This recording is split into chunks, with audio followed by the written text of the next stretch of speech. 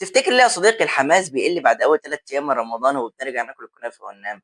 كان كده يا صديقي معايا واحد لاعب كره قدم، اديله سنه سليمه ما بيلعبش، وفجاه بعد ما نزل الملعب في نهائي كاس العالم. السلام عليكم ورحمة الله وبركاته. ازيك يا صديقي؟ عامل ايه؟ مشكلة يا صديقي للأسف كلنا بنواجهها أو أكثرنا يا صديقي، اللي احنا بنيجي في شهر رمضان بعد أول 3 أيام والحماس يكون وقت 40 ختمة والدنيا خلاص، وصلنا 40 ركعة بالليل والدنيا خلاص كده ايه، نبدأ الحماس يقل معنا يا صديقي وانا مش اي حاجه، ورمضان يخرج ومن غير اي تغيير. مشكله يا صديقي صعبه وخطيره جدا، بس حلها بسيط جدا جدا جدا يا صديقي. تقول لي ايه هو؟ اقول لك ده مطلوب هنا من الصديقي. بس انا دايما وصلك اشتركت مع قناتنا على اعتبار تجيب في وصف الفيديو 3 قنوات وتصلي على النبي.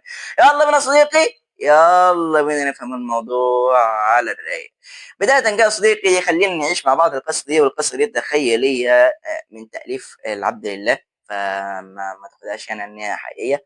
واحد ماشي، كان منتخب كده حلو قوي، وصل نهائي كأس العالم.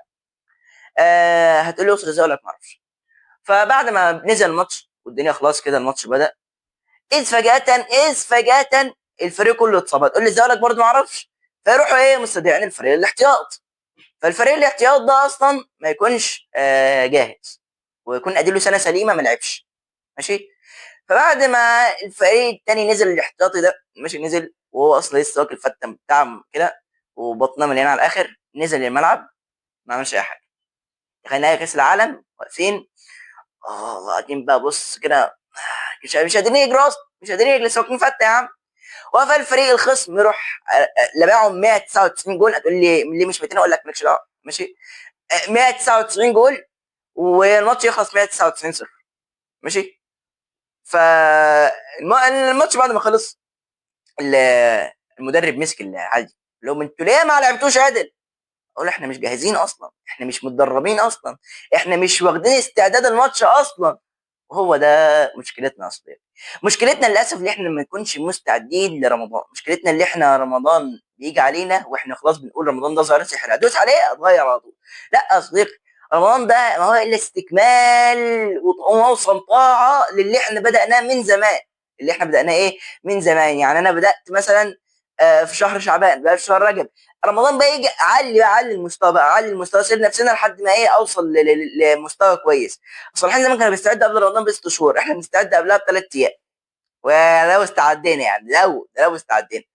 فتاني حاجه يا صديقي لازم نعرف ان ربنا سبحانه وتعالى هو اللي بيدي قوه، فلازم نتوكل عليه. لازم نتوكل على ربنا سبحانه وتعالى.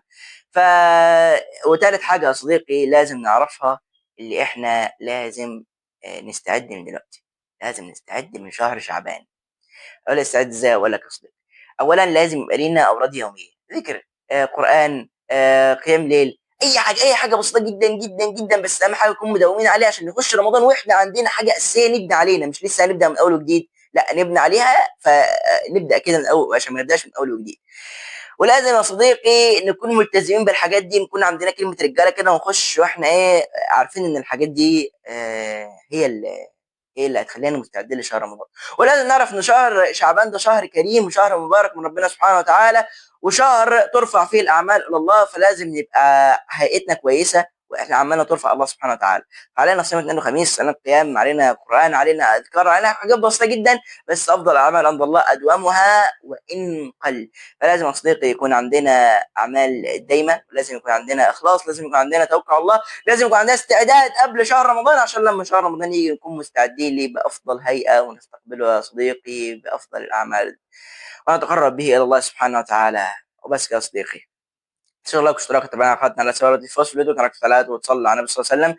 بس كده اظل ان عنكم وشرحنا لكم صدور صدقاتنا اوقاتكم، فانه هو الحي القيوم وسبحانه يعلم اني فيه يحبكم فانه علام الغيوب. كان متفقا فمن الله وكان مخطئا فمني ومن الشيطان. والسلام عليكم ورحمه الله وبركاته.